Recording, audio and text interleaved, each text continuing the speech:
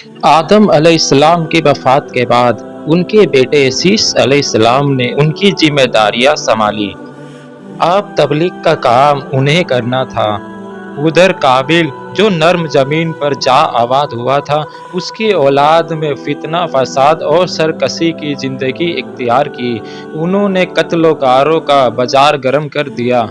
ये लोग आदम अलैहिस्सलाम की कौम के पास से गुजरते, वहाँ भी फसाद मचा देते। इब्ने अब्बास रज़ी अल्लाह तआला अन्हुमा से रिवायत है, सूरतुल अहज़ाब की तफसील करते हुए फरमाते हैं, पुराने ज़माने की जहालत की तरह अपने बनाव का इजहार न किया करो।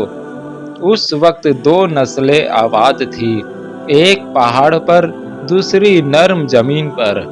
पहाड़ों के मर्द खुश शक्ल थे, औरतें सियाह फाम थीं, जबकि जमीन वालों की औरतें खूबसूरत थीं और मर्दों के रंग सांवले थे। अब इब्लीस अपना काम करना शुरू किया।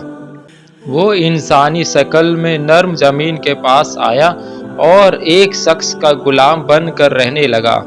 फिर उसने बांसुरी शक्ल की एक चीज आजाद करी और उसको बजाने लगा।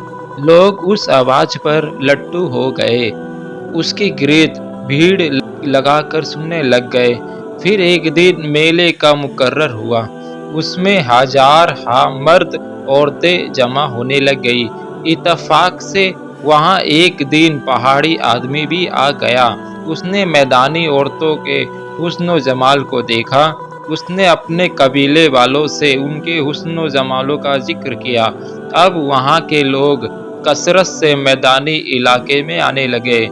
इस तरह आहिस्ता आहिस्ता मर्दों और औरतों में इख्तिलाफ बढ़ा। बदकारी और जीनाकारी आम हुई, जबकि ये सब काम शीस अलैहिस्सलाम की शरीयत में आराम थे। ये सब बयान करने के बाद इब्ने अब्बास रज़ी अल्लाह तआला अन्हुमा फरमाते हैं, अल्लाह ताला की ओर की यही तफसील है और कदीम जहालत से यही मुराद है, क्योंकि उन लोगों ने ज़मीन पर एक अजीम फसाद और इंतशार बर्पा किया था। शीस अलैहिस्सलाम अपनी कौम के लोगों को समझाते रहे कि ये इन शरीर और फसादी लोगों के साथ मेल जोल ना रखे, लेकिन शैतान मुसलसल उनको बरगराता रहा, यहाँ तक कि शीस अलैहिस्सलाम के साथ बहुत थोड़े से लोग रह गए और काबिल की कौम में बहुत इजाफा हो गया। लोग यूं ही जिंदगी बसर करते रहे, यहाँ तक कि अल्लाह ताला ने उनमें इदरीस अलैहिस्सलाम को महफूज फरमाया। इंसान की फितरत में कहानी और किस्से में दिलचस्पी रोज़े अव्वल से ही पाई जाती है। किसस का लफ्ज़ आम तौर पर कहानी या दास्तान के लिए इस्तेमाल होता है, लेकिन कुरान मजीद में अंबिया अलैहिस्सलाम के किस्से जो बयान किए गए हैं, उनकी गरज और गारत यही है। अल्लाह ताला ने इंसानियत का आगाज़ फरमाते हुए ही अंबिया अलैहिस्सलाम का सिलसिला शुरू किया। अंबिया और रसूल पे दर पे आते रहे। कहा जाता है कि रसूलों की तादाद 300 से जायद है और अंबिया की तादाद 1,24,000 से ज़्यादा है। गोया अल्लाह ताला ने बनी नौ इंसान को सीधा रास्ता दिखाने के लिए इतनी बड़ी तादाद में अंबिया और रसूल महफूज फरमाए। कुरान करीम के बयान करता किस्सस हकीकत पर मबनी है, इसलिए दूसरे तमाम किस्सस और वाक़ियात से इम्तियाजी हैसियत रखते हैं। इनका ताल्लुक ख़यालात और ज़हनों से गढ़ी हुई बातों से नहीं, बल्कि वो ज़मीन पर वाक़े हो चुकी है। इंसानों ने अपनी ज़िंदगी के मुख्तलिफ़ अनवार में उनका मुशाहिदा किया है, और फिर ये वाक़या इस लिहाज से भी मुफरीद है कि इबरत का वारिस है। कुरान करीम की ये किस्सस लुत्फ़ अंदोज़ होने के लिए हरगिज़ नहीं सुनाए गए, बल्कि इनसे तो बनी नौ इंसान को सीधा रास्ता दिखाने के लिए मकसूद है।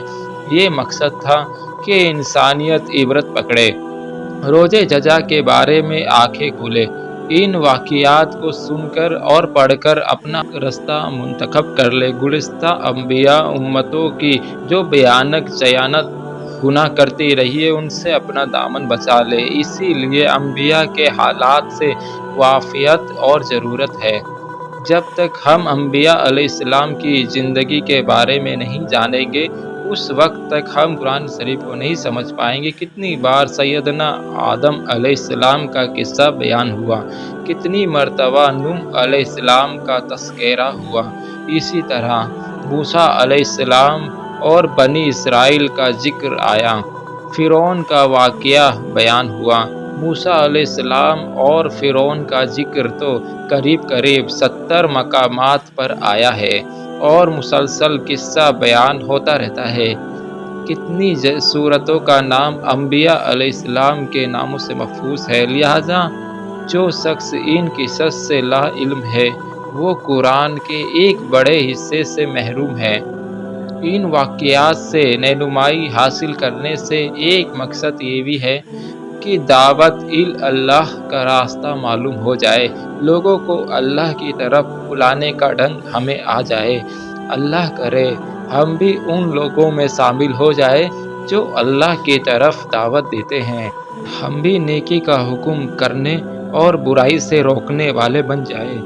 امر بالمعروف یعنی المنکر کے صحیح راستے پر چلنا اس وقت تک ممکن نہیں جب تک کہ ہمارے سامنے کوئی ایسا نمونہ موجود نہ ہو جس کے مطابق ہم اپنے آپ کو چلا سکیں، اور صاف ظاہر ہے سب سے عظیم اور بے مثال نمونہ نبی اکرم صلی اللہ علیہ وسلم کی مبارک شخصیت ہے۔ جیسا کہ اللہ تعالیٰ فرماتے ہیں، یقیناً تمہارے لیے رسول اللہ کی زندگی بہترین نمونہ ہے۔ رسول اکرم صلی اللہ علیہ وسلم کے بعد سب سے نمایاں اور نمونہ تمام انبیاء علیہ السلام ہیں، پھر صحابہ اکرام ہیں، پھر صالحین لوگ بھی نمونہ ہیں۔ انبیاء علیہ السلام کے واقعات کے بعد قرآن کریم کے ذریعے ہم تک پہنچا۔ اسی طرح نبی کریم صلی اللہ علیہ وسلم کی سیرت مبارکہ اور آپ کی احادیث سے ہمیں اس بات کے حالات ملتے ہیں جس پر ہم عمل کر سکیں۔ دوستو ویڈیو اچھا لگے تو چینل کو سبسکرائب، ویڈیو کو لائک کر دینا۔